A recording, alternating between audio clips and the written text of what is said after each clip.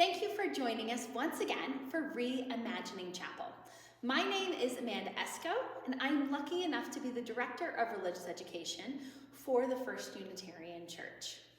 I'd love us to begin today by lighting a chalice. Now, today's intention for our chalice lighting is friendship, and our action is faith. If you have a chalice at home, go grab it and light your chalice with me. Now, you know a chalice can be anything that's holding the light. So, what do you have that can hold the light for you right now? I have a flower pot chalice. We light this chalice for friendship. In the spirit of faith, we gather together in community to learn, to grow, and to serve. We are all vessels of this light that we bring to everyone in our lives. Let's start today by doing a little bit of our finger meditation. Now, we practiced this last week, and let's do it again. So, we love a finger meditation because we always have our hands. So, we're gonna pick one hand, your right hand or your left hand, and I want you to hold it straight out. Now, this is a meditation that you can do standing or sitting, whatever works for you. You can even do this lying down, however you feel best. When we take these meditative moments, what we're trying to do is to slow down so that we can listen to ourselves to see what we need and what our heart is telling us. So I'm gonna hold out my hand. Remember, when we do this, I'm gonna move my finger up, and when it gets to the top, I'm gonna hold it and then I'm gonna blow it out. Are you ready to do this with me? Now, as we do this, we like to set our intentions. So, our intention today was friendship.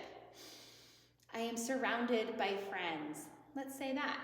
Or you could say something like, I am a good friend. Whatever you're feeling that intention is for you today. I'd like to say that I'm a good friend because frankly, I've been really busy this week, and so I need to check in with the people around me. So this is a nice reminder. I am a good friend. I am a good friend. I am a good friend. I am a good friend. I am a good friend. These 5 breaths with an intention set the tone for me. Now as I leave here, I know that 1, I am a good friend, but also it's reminding me to check in with my friends. That's why I like to set an intention as we're meditating or taking just a few still breaths. Another thing that I need us to do today is share our joys and concerns. If you have joys and concerns, share them with the people around you that love you the most. I'll be right here waiting for you.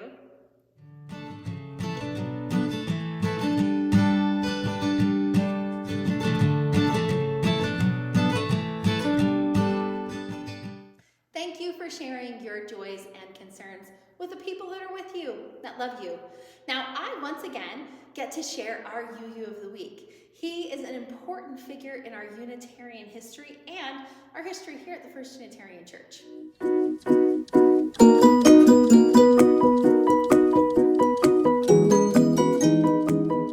Today's UU of the week is a divisive but important figure in our Unitarian history.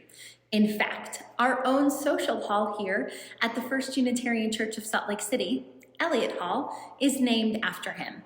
Today, we're looking at the life and impact of Samuel Atkins Eliot. Samuel's family's Unitarian legacy begins long before his birth. A 3rd-generation Unitarian, his grandfather, Samuel Atkins Eliot I, was a businessman, founder of the Handel and Hayden Choir Society in Boston and mayor of Boston. His uncle, Charles William Eliot, revolutionized Harvard as its president. Even before his birth, Samuel was born into a family accustomed to power. Born on August 24th, 1862, Samuel lost his mother early in his life at the age of 6. He did not attend any formal school. Instead, he followed his father and uncle into classes at the family alma mater, Harvard.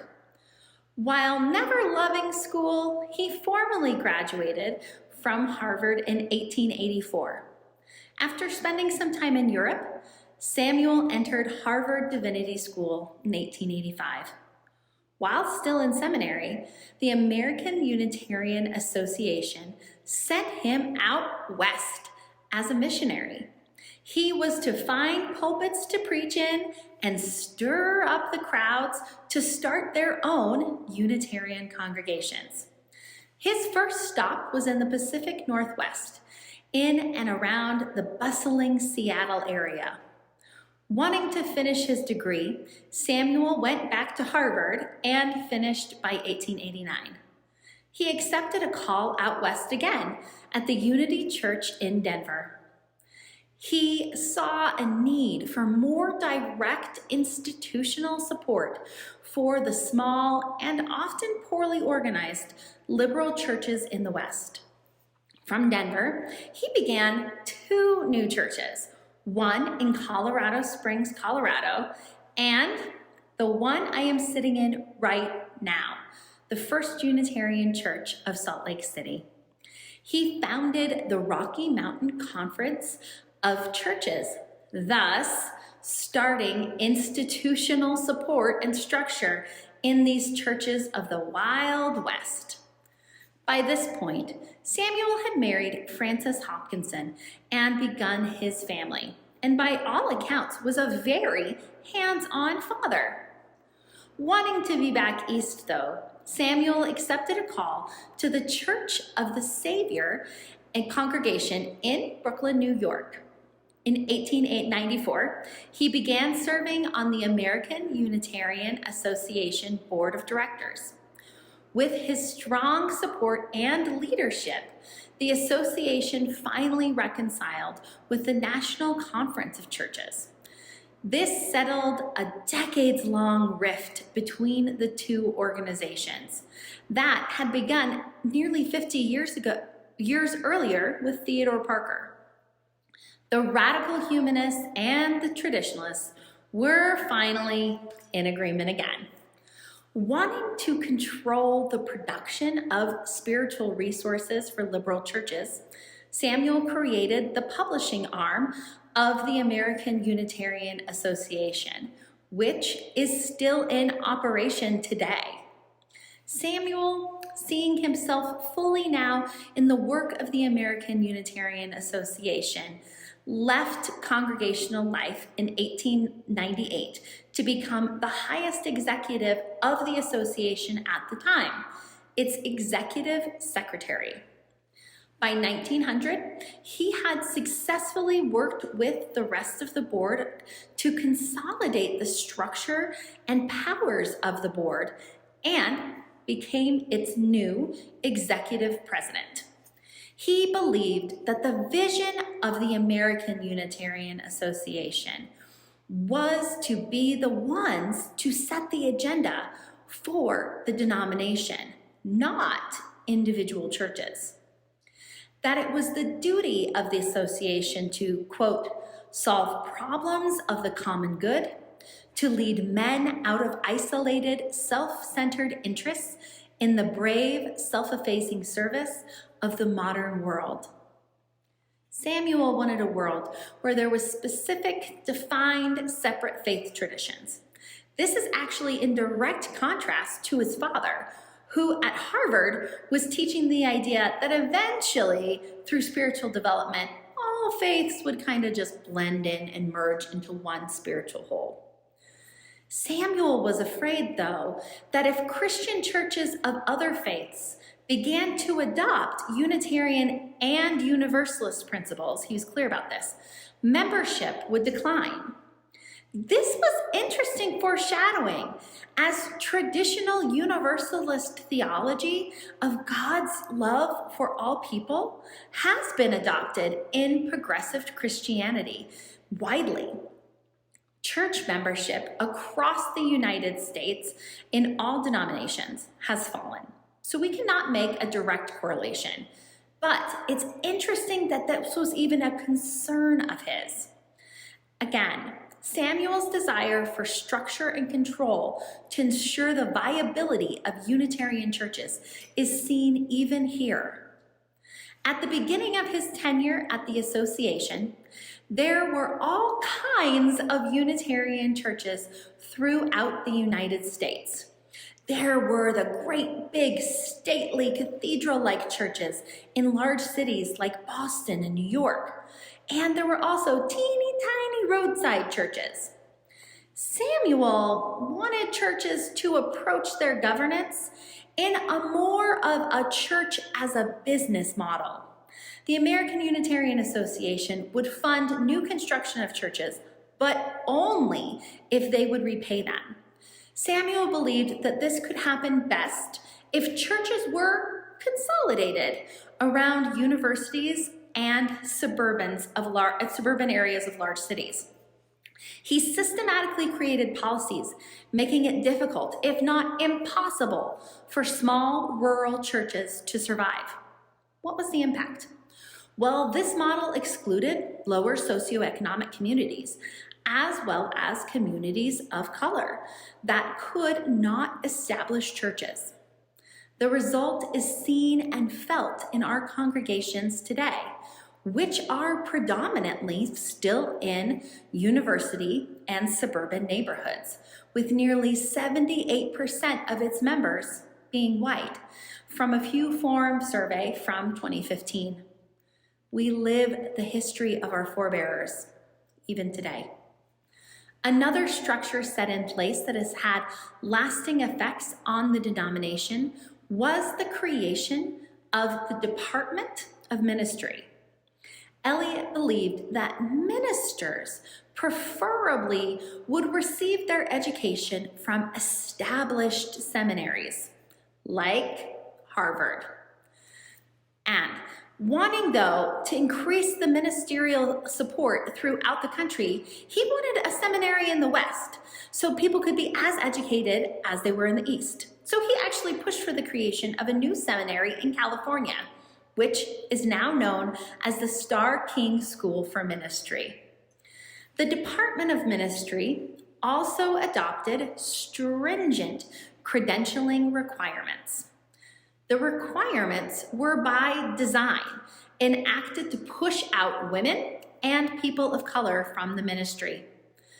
This discrimination led to the almost complete removal of women from the ministry, which is still felt today. With all of the controversy surrounding his presidency, Samuel was still beloved amongst Unitarians. His vision for a strong, progressive denomination throughout the United States led to stability and structure. Samuel retired in 1935, but continued to remain active in Unitarian issues and politics until his death in 1950. His legacy has affected the life of every modern-day Unitarian Universalist congregation, for better and for worse.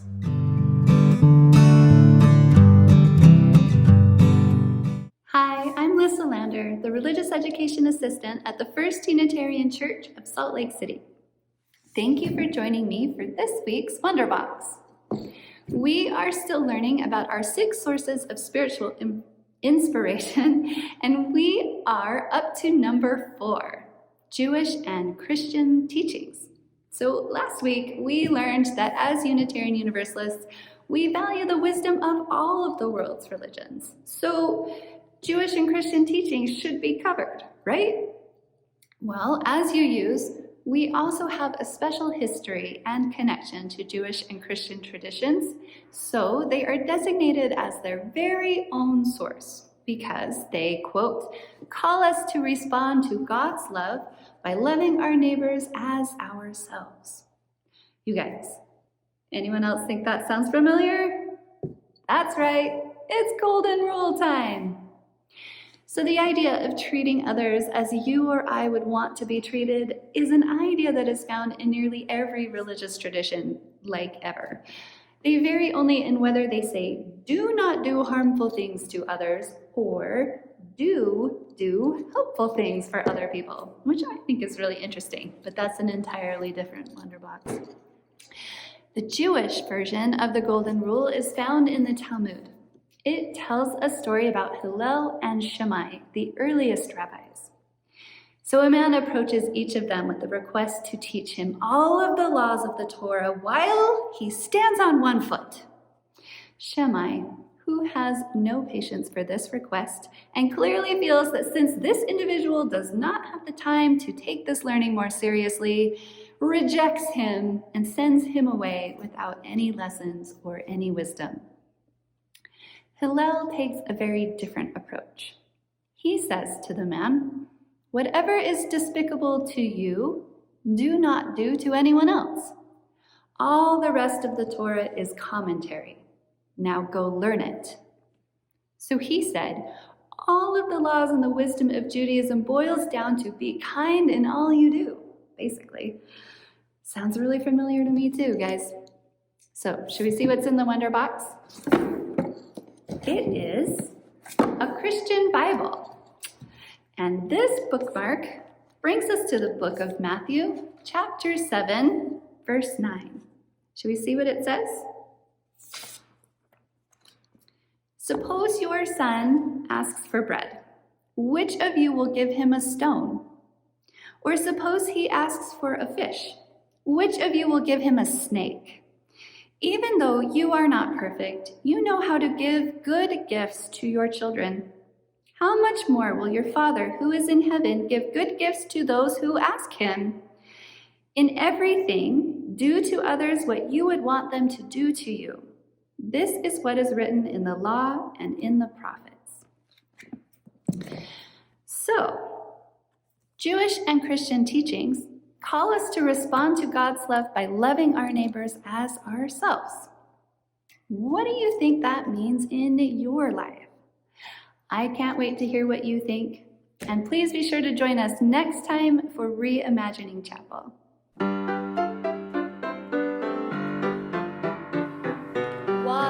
Each person is important. To be kind in all you do. 3, help each other learn. 4,